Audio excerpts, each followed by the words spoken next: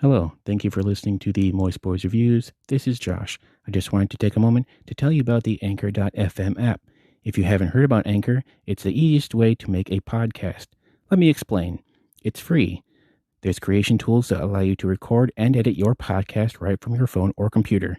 Anchor will distribute your podcast for you so you can be heard on Spotify, Apple Podcast, and many more. You can make money from your podcast with no minimum listenership. It's everything you need to make a podcast in one place. Download the free Anchor app or go to anchor.fm to get started.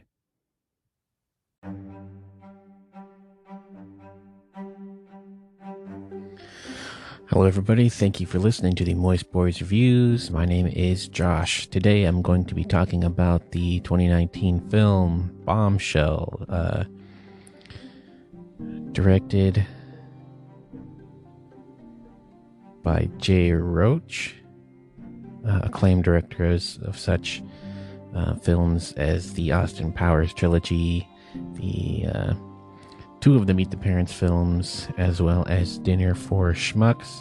And you know that when you have a story about sexual harassment in the workplace, you want the deft hand of the director of Dinner for Schmucks behind you.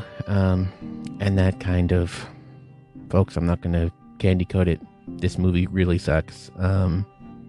Pretty much every bad decision that you could make on a movie like this is made.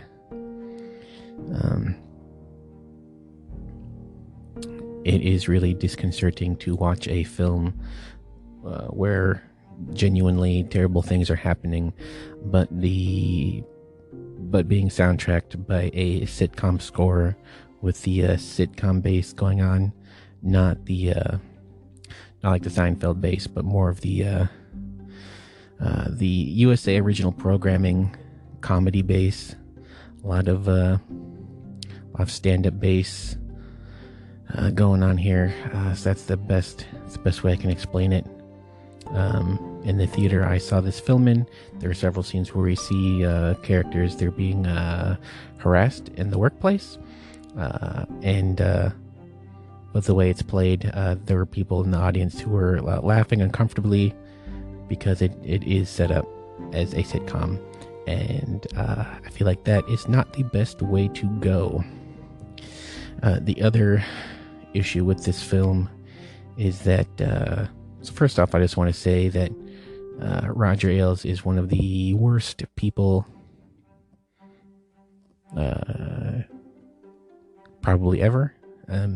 Just a real garbage human being, and most of the things he did as depicted in this film and otherwise, just real bad, not great stuff.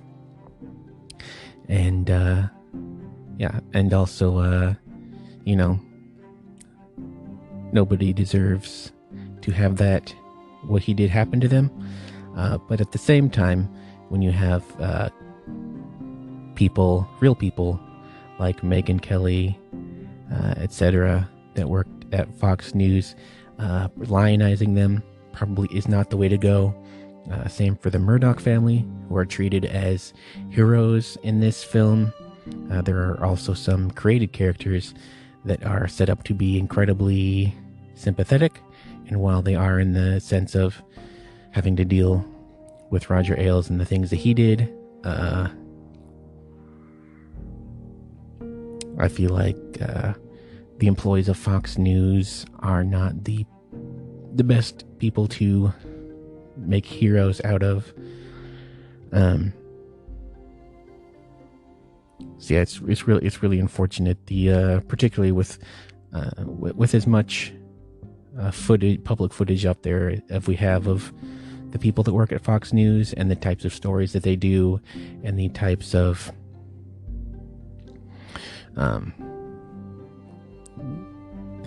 the sort of things that they pushed into the public sphere to essentially ignore those things to make them seem more sympathetic. I think it's a bad move. I think there is a way that you could say that even people that aren't perfect, or even people that do bad things, don't deserve that, but that's not what they did here. They went the easy route, or they tried to go the easy route and make everybody, all of the Megyn Kelly and Gretchen Carlson into to kind of heroicize them in a way that probably it does not gel with what's out there in the world. As far as the performances go, everybody's fine. Charlize Theron as Megyn Kelly is more distracting because of the appliances they put on her face to make her look different, which I think is more distracting than helping. I think if you just put Charlize Theron in the film as herself, looking like herself, and called her Megyn Kelly and gave her the haircut, I think that would have been fine. But they put gunk on her face that is very obviously gunk. Likewise, Nicole Kidman, there are several times when she looked like the Jack Nicholson Joker, and that was very unfortunate. I think if they just leave people alone, I think is the best way to go. It's always going to be more distracting to put people in makeup that is not convincing, rather than letting the actors stand on their own. Malcolm McDowell as Rupert Murdoch, I think, is probably the most convincing makeup, probably because he's only on scene, or he's only in a couple of scenes. They're mostly short, but also again, like, he is portrayed more positively than perhaps would make sense in a film like this. I definitely get the sense that in this film, Jay Roach wants to go the Adam McKay route of Vice, or I'm completely forgetting the other film, the Steve Carell, The Big Short. But Jay Roach comes up Big Short in trying to emulate that with this film. So yeah, folks, this movie sucks. There are also from some really, really distracting performances outside of the main actors. Allison Janney does a really bad accent as Susan Estrich, who I am not familiar with. Maybe that's how she is in real life, but in the film it comes off more as a comedy, and I think that's the real weakness of the film, is that you go from laughing at the film and these situations where people are being harassed, to all of a sudden you're supposed to take it seriously, and it never quite lands that never quite finds that balance. There is one other performance that I wanted to find, but I can't think of it off the top of my head.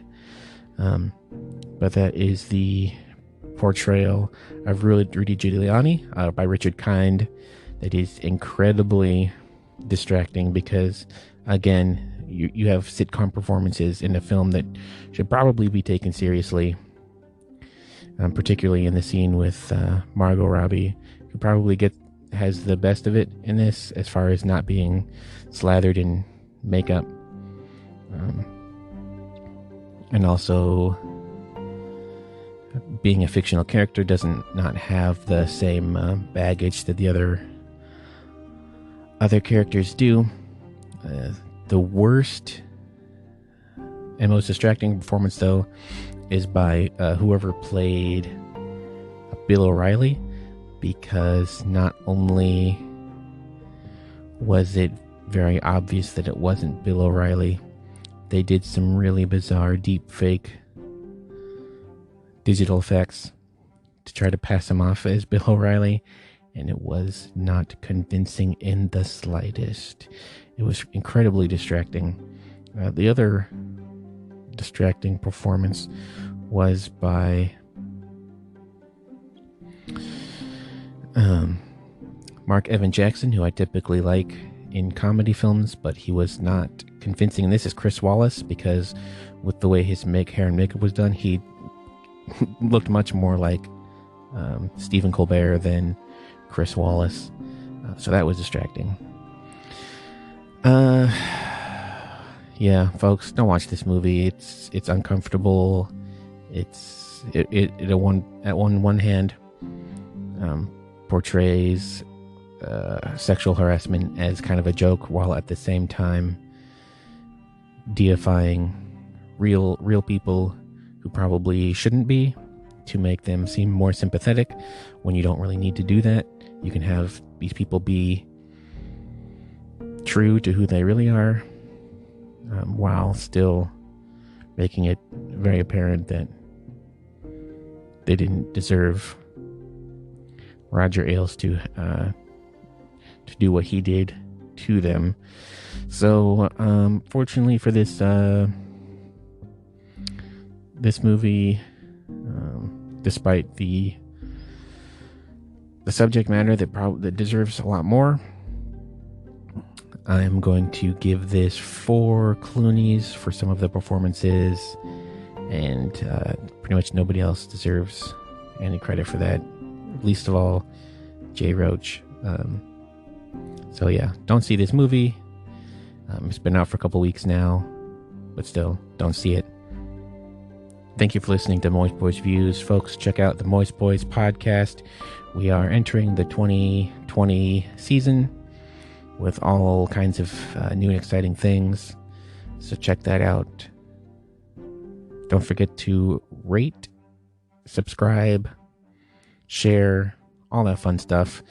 There's a lot of movies coming out this weekend, so look forward to that, including 1917 and many more.